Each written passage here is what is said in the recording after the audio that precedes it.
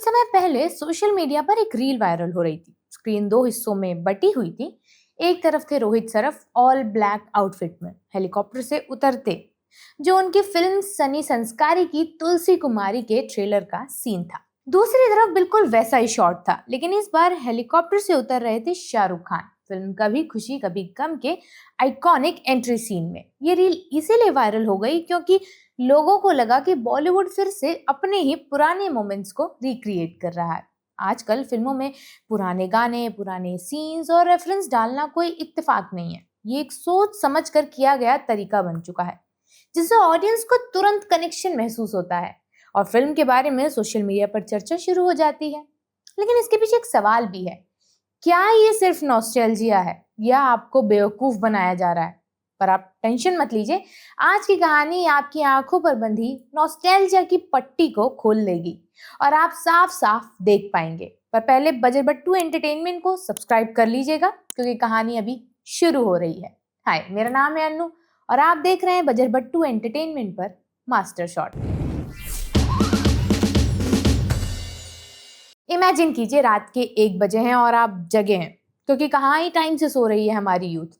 तो आप जगे हैं और बस ऐसे ही इंस्टाग्राम स्क्रॉल कर रहे हैं। अचानक एक रील आती है, सरसों के खेत में खड़ी एक लड़की, हवा में उड़ता दुपट्टा, पीछे वही 90s वाला रोमांटिक बैकग्राउंड म्यूजिक, नीचे कैप्शन लिखा है 90s लव वाज रियल। और कमेंट सेक्शन में लोग ऐसे बिहेव कर रहे हैं जैसे 90s कोई ऐतिहासिक स्वर्ग था, जहां हर लड़का शाहरुख खान था और हर प्यार फॉरएवर वाला था।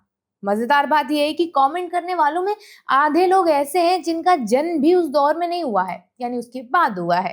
यानी जिस समय को उन्होंने देखा ही नहीं, उसी समय के लिए नॉस्टैल्जिक फील कर रहे हैं।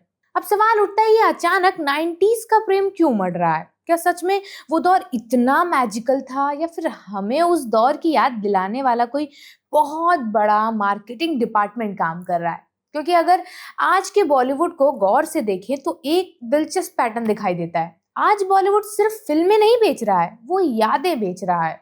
यानी नॉस्टैल्जिया अब सिर्फ भावना नहीं रह गया है, बल्कि एक तरह का फिल्म इंडस्ट्री का करेंसी का रूप ले चुका है। पहले फिल्मों में पुराने सिनेमा का रेफरेंस देना एक तरह का ट्रिब्यूट माना जाता था। निर्देशक किसी क्लासिक सीन को सटली सैल्यूट कर देता था या किसी गाने में पुराने दौर की झलक दे देता था। लेकिन आज मामला थोड़ा सा अलग है। आज नॉस्टैल्जिया ऑर्गेनिक कम और स्ट्रैटेजिक ज्यादा लगता है। आज कई फिल्मों की प्लानिंग में ही ये सोच शामिल कर दी जाती है कि कौन सा पुराना गाना उठाया जाए, किस आइकॉनिक डायलॉग को फिर से इस्तेमाल किया जाए या किस लेजेंडरी सीन को रिक्रिएट किया जाए, ताकि सोशल मीडिया पर तुरंत बज़ बन सके। यानी पहले फिल्म बनती थी और नॉस्टैल्जिक अपने आप पैदा हो जाता था। अब पहले नॉस्टैल्जिया बनाया जाता है ताकि फिल्म को ऑडियंस मिल सके। थोड़ा सिनिकल लग सकता है, लेकिन सच यही है कि बॉलीवुड ने नॉस्टैल्जिया को एक तरह के मार्केटिंग फॉर्मूला में बदल दिया है। अगर इस फॉर्मूला को समझना है तो पिछले कुछ सालों के बॉलीवुड सॉन्ग्स को देख लीजिए। अचानक से रीमिक्स कल्चर का ऐसा एक्सप्लोजन हुआ है कि कई लोग मजाक में कहने लगे हैं, बॉलीवुड में क्रिएटिविटी की छुट्टी चल रही है। गॉड, पुराने गाने उठाइए, उन्हें ईडीएम बीट पर डालिए, नया म्यूजिक वीडियो शूट कीजिए और बस नॉस्टैल्जिया रेडी। इसका सबसे पॉपुलर एग्जाम्पल रहा सिम्बा का गाना आंख मारे। ओ लड़की आंख मारे। ये असल में 1996 की फिल्म तेरे मेरे सपने का गाना था, लेकिन जब इसे नए अंदाज में पेश किया गया तो पूरा इंटरनेट इस पर रील्स बनाने लगा। इसी तरह दिलबर नाम का गाना, जो ओरिजिनली सिर्फ तुम मूवी का हिस्सा था, अचानक फिर से चर्चा में आ गया जब उसे सत्यमेव जयते में रिक्रिएट किया गया। फिर AR रहमान का आइकॉनिक ट्रैक हम्मा हम्मा एक हो गए हम और तुम नए वर्जन में ओके जानू में आया और एक पूरी नई जनरेशन को लगा कि उन्होंने कोई बिल्कुल फ्रेश सॉन्ग सुन लिया है या खोज लिया है। नॉस्टैल्जिया का अल्टीमेट मोमेंट शायद तब आया जब टिप टिप बरसा पानी, जो ओरिजिनली मोरा फिल्म में था, उसे फिर से रिक्रिएट किया गया सूर्यवंशी में। अब सवाल ये है, क्या ये सब ट्रिब्यूट है या फिर क्रिएटिव शॉर्टकट है? क्योंकि कई बार ऐसा लगता है कि नया हुक बनाने की मेहनत से आसान है पुराने हुक को पॉलिश करो फिर से बेच दो। लेकिन नॉस्टैल्जिया की असली ताकत सिर्फ रीमिक्स सॉन्ग्स में नहीं है, उसका असली खेल सोशल मीडिया पर होता है। आज फिल्म की प्रमोशन सिर्फ ट्रेलर या प्रेस कॉन्फ्रेंस से नहीं होती, बल्कि मीम्स और रील से होती है।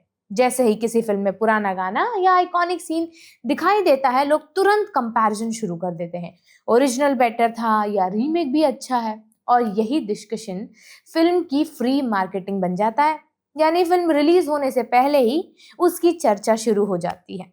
आज के डिजिटल इकोसिस्टम में नॉस्टैल्जिया एक ऐसा इमोशनल ट्रिगर है जो एल्गोरिदम को भी पसंद आने लगा है, क्योंकि नॉस्टैल्जिया वाला कंटेंट लोगों को कमेंट करने पर मजबूर कर देता है। चाइल्डहुड मेमोरीज अनलॉक्ड, और एल्गोरिदम वही कंटेंट आगे पुश करता है जिस पर एंगेजमेंट ज्यादा होती है। यानी बॉलीवुड की नॉस्टैल्जिया स्ट्रैटेजी सिर्फ ऑडियंस के दिल से नहीं, एल्गोरिदम के दिमाग से भी जुड़ी हुई है। ये ट्रेंड सिर्फ सॉन्ग्स तक भी सीमित नहीं है, विजुअल नॉस्टैल्जिया भी आज की फिल्मों में बहुत ज्यादा दिखता है। कई बार फिल्म मेकर्स जानबूझकर ऐसे शॉट्स रखते हैं जो ऑडियंस को किसी आइकॉनिक सीन की याद दिला जाए। कभी हीरो हीरोइन सरसों के खेत में खड़े दिखाई देते हैं और ऑडियंस ऑटोमेटिकली दिल वाले दुल्हनिया ले जाएंगे को याद करने लगती है। कभी किसी फिल्म में हीरो की एंट्री ऐसे शूट की जाती है कि लोग तुरंत 70s के एंग्री यंग मैन की वाइब्स महसूस करने लगे, जिसकी सबसे आइकॉनिक छवि दीवार और जंजीर जैसी फिल्मों से जुड़ी है। ये कोइंसिडेंस नहीं होते, ये केयरफुली डिजाइंड विजुअल्स क्यूज होते हैं, जिनका मकसद ऑडियंस के दिमाग में स्टोर्ड सिनेमैटिक मेमोरीज को एक्टिवेट करना होता है।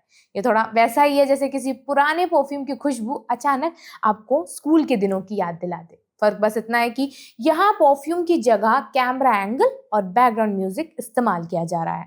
नॉस्टैल्जिया इकोनॉमी का एक और बड़ा हिस्सा है रीमेक्स और सीक्वल्स। पिछले कुछ सालों में कई पुरानी फिल्मों को नए वर्जन में पेश किया गया है।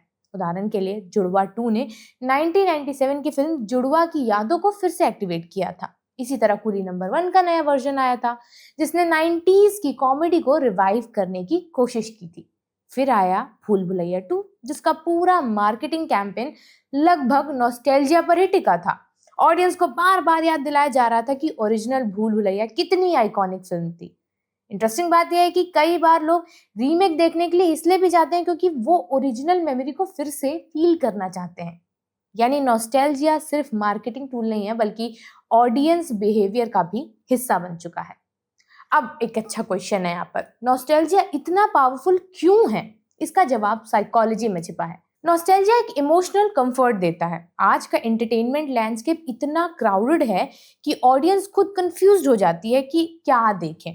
हर हफ्ते नई वेब सीरीज है, नई फिल्म्स हैं, नए सॉन्ग्स हैं। ऐसे में फेमिलियर चीजें ज्यादा अपील करती हैं।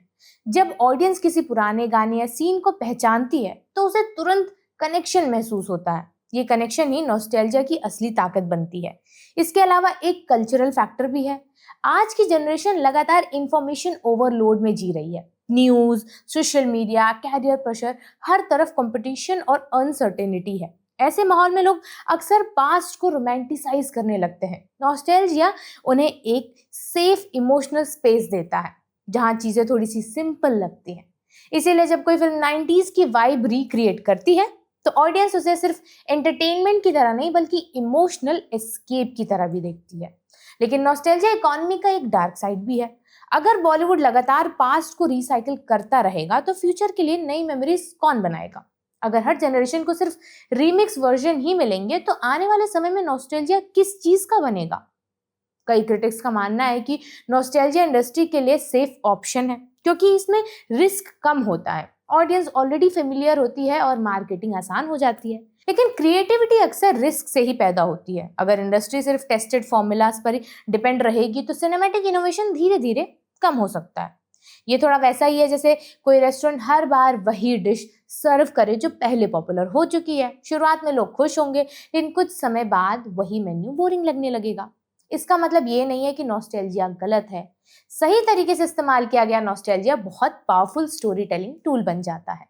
कई बार फिल्म मेकर्स पुराने सिनेमा को ट्रिब्यूट देते हुए नई कहानी भी क्रिएट कर देते हैं, लेकिन फर्क इंटेंशन से पड़ता है। एक तरफ ऑडियंस का लव है पुराने सिनेमा के लिए, दूसरी तरफ इंडस्ट्री की मजबूरी है वायरल मार्केटिंग की। नॉस्टैल्जिया इसीलिए काम करता है क्योंकि वो इंस्टेंटली अटेंशन खींचता है, लेकिन लॉन्ग टर्म में सिनेमा की पहचान सिर्फ नॉस्टैल्जिया से नहीं बनती बल्कि नई कहानियों और नए मोमेंट से बनती है। अगर बॉलीवुड सच में फ्यूचर बनाना चाहता है तो उसे सिर्फ पुरानी यादों पर डिपेंड नहीं रहना चाहिए, क्योंकि अगर 2035 में कोई जेन जी से भी छोटी जनरेशन बैठकर रील्स बना रही होगी और पूछेगी हमारे टाइम का आइकॉनिक बॉलीवुड मोमेंट कौन सा था, तो उम्मीद यही है कि जवाब सिर्फ किसी पुराने गाने का रीमिक्स नहीं होगा, बल्कि एक ऐसा ओरिजिनल मोमेंट होगा जिसे देखकर लोग कहेंगे हाँ, यही था हमारे दौर का सिनेमा।